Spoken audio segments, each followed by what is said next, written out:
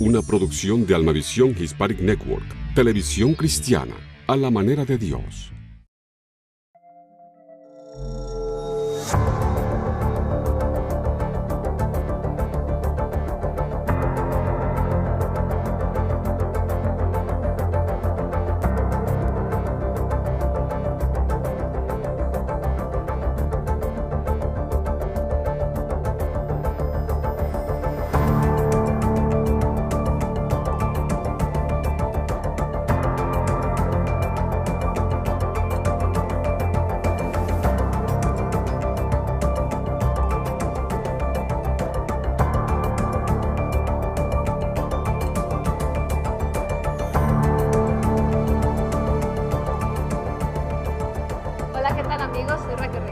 Y yo soy Daniel Beltrán.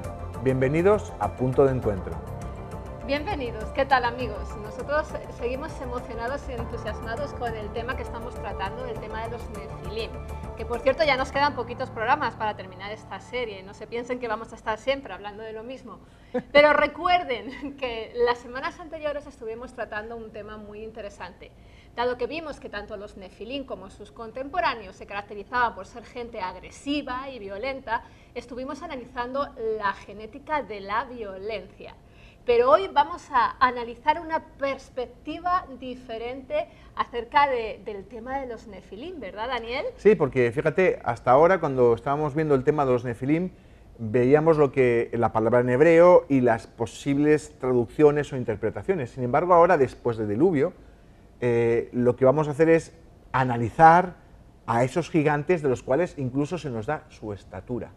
Y me voy a atrever a hacer algo, y es decir, en base a lo que puedo investigar y a mis suposiciones, decir que Goliat tenía una patología.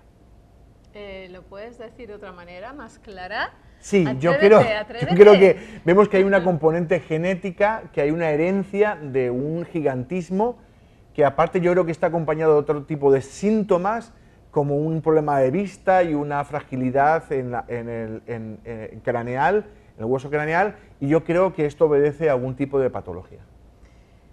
Bueno, pues con estas palabras tan contundentes empezamos el programa de hoy. Espero, Daniel, que no nos tumbes el mito, porque todos nosotros, bueno, pues estamos contentos con nuestra fe puesta en David y que derrotó a un gigante, ¿verdad? Sí, sí, derrotó a un gigante, Okay. pero no era tan perfecto el gigante, ya os explicaré. Perfecto, no era tan fiero ni tan violento. No.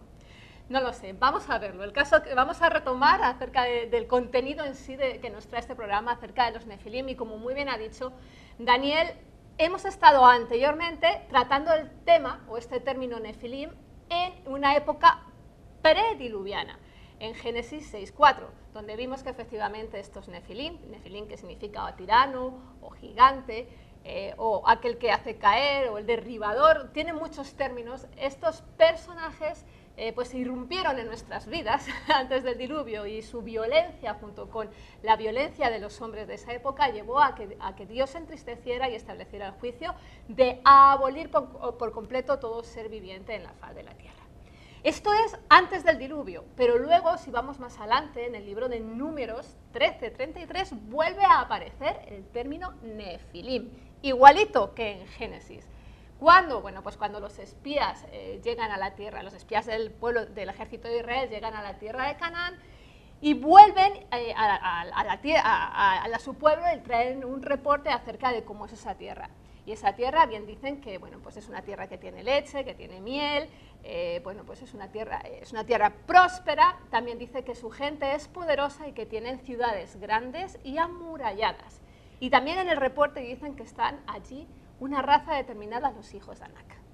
Vamos a ver, pero cuando estamos considerando segunda vez que se habla de Nefilim, no es que se diga en la Biblia que eran Nefilim, lo que se dice en la Biblia que estos espías, 10 de los 12 espías regresaron, pues digamos que temblándoles las piernas, y se excusaron diciendo que habían gigantes, ¿no? Que había Nefilim como los de antaño, ¿no? Ellos vieron gente de elevada estatura, y es que la verdad es que este pueblo, los anaceos o los anaquitas, se caracterizaban porque eran gente de elevada estatura, hombres y mujeres, y según cuentan los historiadores, eran muy fieros y muy salvajes en la batalla.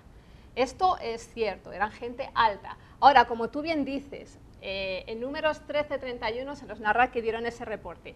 ¿Qué pasa? Que Caleb dice, a mí me da igual, yo voy con el poder del Señor y yo tumbo a quien sea, ¿no? Pero ellos, y dice la palabra de Dios, y muy bien dicho en el versículo 32, dice, hablaron mal. Dieron un reporte, como bien ha dicho Dani, que no era muy verídico. Hablaron mal es un término en hebreo que viene de dibá, que significa difamar, desacreditar o precisamente eso, dar un mal informe. O sea, que era mentira. Pues lo que dicen a partir de este momento en Números 13:33 es que vieron gigantes, hijos de Anak, raza de los gigantes, y éramos nosotros, a nuestro parecer, como langostas, y así les parecíamos a ellos. ¿Cómo lo sabían? Pues porque hablaron con ellos por teléfono. Le dijeron, hola, ¿tú quién eres? Yo gigante. ¿Y tú? Una langosta. ¡Tú eres una langosta! Pues no lo sé. La verdad es que todo es parte, en cierta forma, de esta intención que tenían estos espías de no ir a la batalla, ¿no? Entonces, aquí es donde este término gigante utiliza el término nefilim. Y es interesante porque si ves en otros pasajes del Antiguo Testamento donde aparece la palabra gigante, no aparece el término hebreo nefilim, aparece otro término, refaim, que también significa exclusivamente gigante, no tiene otro tipo de término. La acepción, ok. Refaim es gigante, mientras que nefilim ya hemos visto que significa otro tipo de cosas, ¿no? Y en esa situación estamos. Qué interesante. Podemos hacer caso a un mal informe, a una difamación, a lo mejor producto de que esta gente tenía en su cabeza los mitos, las leyendas de antiguos gigantes e intentaban utilizar este tipo de mitología para atemorizar al pueblo de Israel y no ir a la batalla. Claro, es posible. Primero dice la palabra en hebreo que era un testimonio falso. Y ellos lo que hacen es decir, hemos visto, es como que uno, he visto un fantasma, no, he visto a Freddy Krueger, que venía un fantasma con una capa. Significa que estuviera, no, simplemente la persona cuando ve aquello lo exagera y recurre a lo que ellos ya sabían, que era una mitología sobre gigantes de antaño, es decir, eran ellos los gigantes de antaño, cuando lo único que tenían delante posiblemente fuera hombres de elevada estatura. Lo que es innegable es que gigantes con estatura elevada aparece no solo aquí, sino en otros textos. Y lo vamos a ver. Y lo vamos a ver, y una cosa está clara, si analizas el Antiguo Testamento, estos personajes aparecen desde Abraham hasta Isaías, cerca de 1330 años, están en nuestras vidas, estos gigantes, ¿no? En la vida de las historias que nos cuenta la Biblia. E incluso, fíjate, el historiador judío Flavio Josefo, en su libro Antigüedades de los Judíos, pues mencionó a estos gigantes descubriéndolos como poseedores de cuerpos tan grandes y de aspecto tan enteramente diferente de las demás personas que eran sorprendentes a la vista y terribles al oído. O sea, está hablando de gente realmente grande y sorprendente. Así es que efectivamente Canaán estaba ocupada por gente de elevada estatura. Y si no, pues tú bien has dicho, todos conocemos a Og, al gigante Og, conocemos a Goliat, al hermano de Goliat, a Isbi-Benob, es que nunca me sale el nombre, que, bueno, pues que incluso estuvo a punto de matar al rey David. Y que era y posiblemente ser hijo de Goliat. Posiblemente, eso tú no lo vas a explicar mejor. Entonces, llegando a este punto y dices, bueno, ¿cómo es posible? Vamos a ver, yo no entiendo una cosa.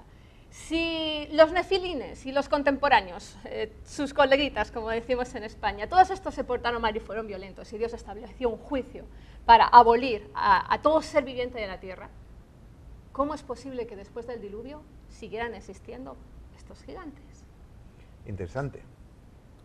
Interesante porque, claro, hay varias posibilidades, ¿no? Incluso si pensamos que los nefilim anteriores al diluvio fueran gigantes de estatura. ¿De acuerdo? Entonces podríamos pensar, bueno, ¿por qué aparecen después? Porque hay gente que piensa que todo es una mera leyenda y es que este texto en la Biblia proviene de otras culturas y que es una mera leyenda y que no es verdad. ¿No? Una mitología. ¿No? Un mito. Hay gente que piensa, ya dentro del cristianismo incluso, que el diluvio no fue universal, sino que fue muy extendido, pero a nivel local de la zona de Israel. Esto significaría que si ha habido un diluvio grande y ha quedado todo reducido a nada, ¿de acuerdo?, a barro, y han muerto tanto hombres como animales como plantas. Esto supone que hubiera podido haber poblaciones de gigantes fuera de la zona del diluvio que hubieran vuelto a la zona del diluvio. Esto es más difícil de entender o de aceptar, porque esto significa que tiene que haber una migración a lo mejor de cientos de kilómetros en una tierra que estaba asolada. Con lo cual, y también que este pueblo se hubiera reproducido y hubiera ocupado esos lugares, con lo cual necesitas dos eventos, uno, que estuvieran fuera, que entrasen y que ocupasen. Entonces es un poquito más complejo, ¿no? Pero por otra parte podríamos pensar, ¿qué ocurre si fueran gigantes? Después se nos dice que son gigantes de estatura después del diluvio. Podría haber pasado otra cosa, y es que algunas de las personas que iban en el arca llevasen la mutación genética que yo creo que está dando lugar al gigantismo. Básicamente que hubiera sido como la película de Alien, el octavo pasajero. Ellos eran 8, pues que uno de ellos llevase a ese alien octavo pasajero a una mutación para el gigantismo dentro, que fue la misma mutación que produjo gigantismo en los nefilim de antaño, anteriores a ellos, y que después se expresase y hubiera gente en la población descendientes de ellos que tuvieran este gigantismo. La otra posibilidad es que no fuera con ellos, sino que se hubiera producido la mutación después, que algunos de los descendientes de Noé hubieran generado esta mutación. Hay gente que piensa que las mutaciones es pecado. No es pecado. Todos acumulamos mutaciones de generación en generación. Otra cosa es que caigan en un gen que produzca una patología, ¿de acuerdo? Pero una persona normal, un hombre normal, de estatura normal, y una mujer de estatura normal, puede uno de ellos tener una mutación o una combinación de mutaciones y que tengan un hijo que desarrolle gigantismo con una estatura de unos 2,5 metros, ¿de acuerdo? Entonces yo creo que estas podrían ser pues las 4 explicaciones. Por supuesto, yo me decanto por la 2 y por la 3, ¿de acuerdo? Ese octavo pasajero, y a nivel mutacional, no que hubiera ningún nefilim, ningún ángel metiéndose en el arca, o por una mutación posterior que produjo la patología. Oye, interesante, ¿no? Bueno, tú das tu perspectiva, Daniel. Es mi opinión. Sobre todo científica, pero yo ahora te voy a dar... Son las opciones, yo todavía no he dicho a favor de cuál estoy. Oh, sí lo he dicho. Yo creo que sí, yo creo que sí. Lo he dicho, sí. Yo me apunto la 1 y la 4.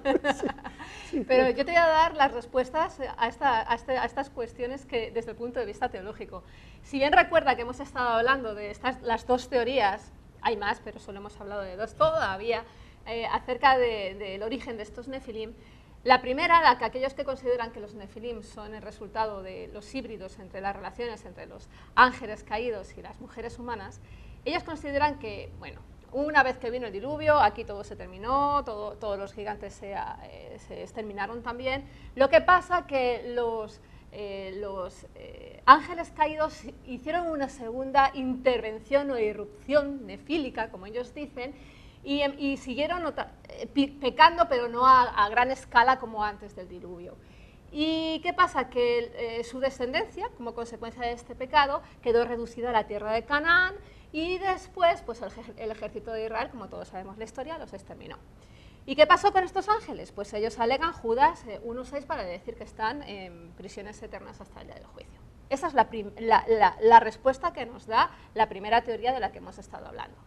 Luego, la teoría de los setitas, como hemos estado hablando en los últimos programas, generalmente no se decantan, porque ellos consideran que los gigantes que aparecen después son gentes de elevada estatura y alegan más que es posiblemente por un problema genético, o como bien ha dicho hereditario. Daniel, sí, mutaciones, herencias, incluso algunos dicen que es agrupación de genes. Yo no entiendo de eso, no tengo ni idea.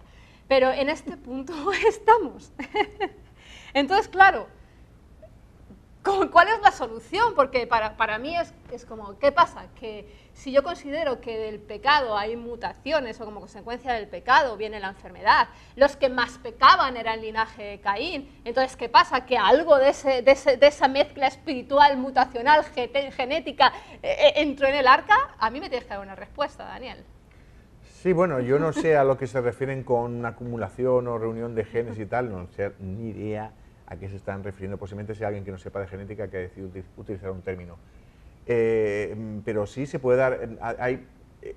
después hay patologías, ¿de acuerdo?, en que tú tienes una mutación, y hay patologías que se producen, ¿de acuerdo? Y que depende de si uno es... no se expresan en todas las... no se expresan o no van asociados con una patología en todas las personas que llevan esa mutación. De una herencia, digamos que saltatoria, ¿de acuerdo? O lo que se llama una penetrancia incompleta. Entonces puede pasar que una persona que fuera una persona en el arca, no sé alguien que estuviera entre ellos, que pudiera haber traído esto, que tuviera alguna antepasado de la raza de los Nefilim y que de alguna manera hubiera llevado el gen o la mutación determinada y lo hubiera mezclado en la línea de digamos, el linaje pío, ¿no? de santo escogido de Noé y su descendencia. Sí, y tú has dado en el clavo, porque tú sabes que a mí me gusta esto de investigar y sobre todo cuando es la Biblia mucho más. Y yo dije, bueno, ¿y quién habrá sido el culpable del portador de este Nefilim escondido, ¿no? Y a que tú no sabes quién fue la mujer de Noé. Lo sé porque tú me lo has contado, pero... Ay, pues no lo digas, no lo digas. Pero es que en nuestras Biblias generalmente, bueno, pues no sabemos. A mí me preguntan, ¿qué fue la mujer de Noé? Pues no tengo ni idea. Lo que sí sabemos es que el Señor vio que Noé era justo y gracias a la piedad de Noé estableció el juicio de no abolir a todos los seres humanos. Pero resulta que investigando vi que los judíos consideran que la mujer de Noé fue la famosa Naamá.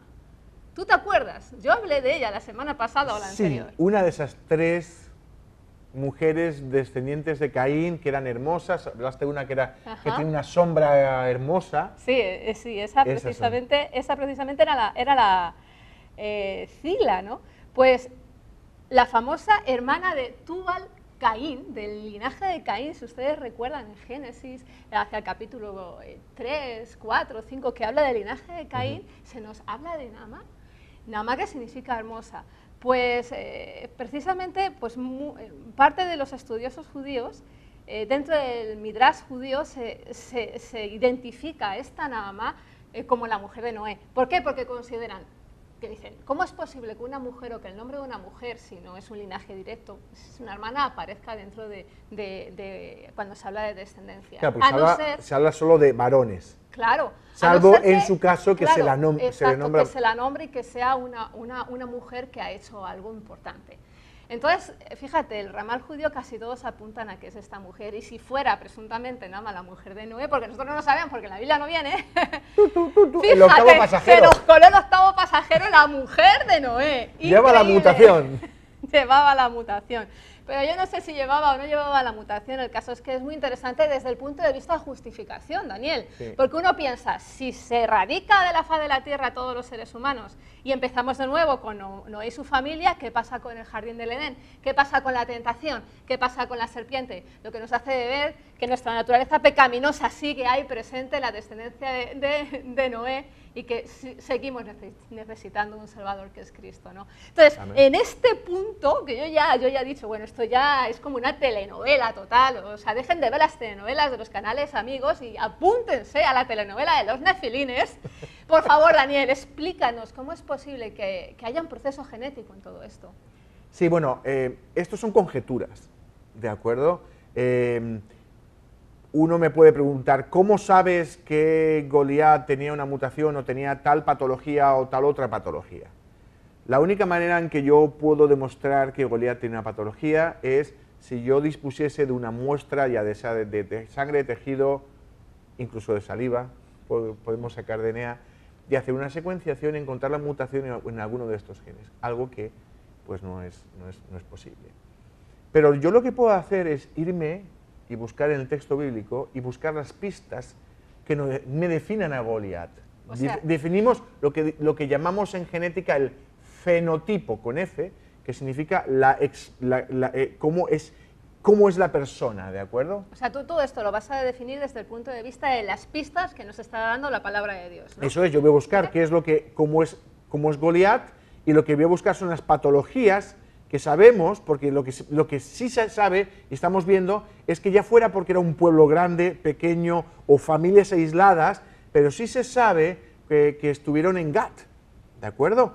Y, y esto es hereditario. O sea, se ve que hay un padre, que hay hijos, que hay familia de Goliat, ¿de acuerdo? Y que hay una descendencia. Por lo tanto, si es heredado de padre a hijo es porque es hereditario. ¿Y cuál es nuestro material hereditario? Nuestro material hereditario es el DNA. Si su DNA es el mismo que nuestro DNA, digamos los mismos genes, que es lo que pensamos porque era humano, entonces yo puedo hoy en día buscar a las personas que tienen unas patologías como la que él nos muestra y buscar qué genes hay y buscar más información y ver si cuadra con el fenotipo que decíamos, esa patología, esos síntomas que tenía Goliat. Entonces, a mí hay algo que me gustaría destacar, que son para mí las 4 características.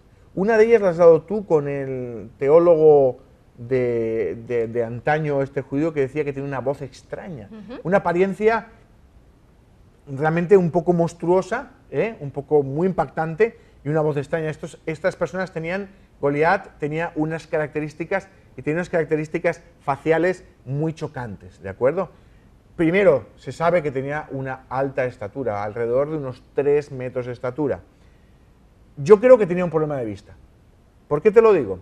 Porque en el texto, en 1 de Samuel, en que se nos está narrando, las 2 veces que en 1 de Samuel 17 se nos habla de Goliat, las 2 veces que sale adelante, sale con su escudero delante. En hebreo, realmente el término es el que lleva el escudo, no es que tuviera... Pero sabemos que en aquel entonces cada guerrero tenía escuderos alrededor, normalmente más de 1, hasta 10, y que le cubrían la batalla. Pero no tiene sentido porque este hombre no está saliendo a la batalla, este hombre está saliendo a que le vean, es enorme de 3 metros de estatura. ¿Por qué le vas a poner a alguien delante?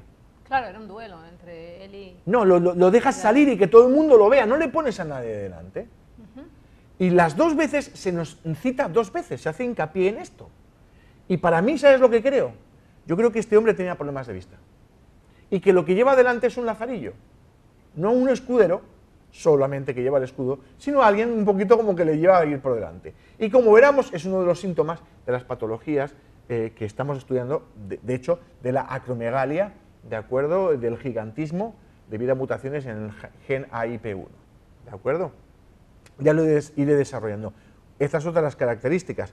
El problema de vista para mí. Después, cuando David agarra la piedra, que son piedras de río, y le tira la piedra, dice que se le queda clavada en la frente. Eso no es normal.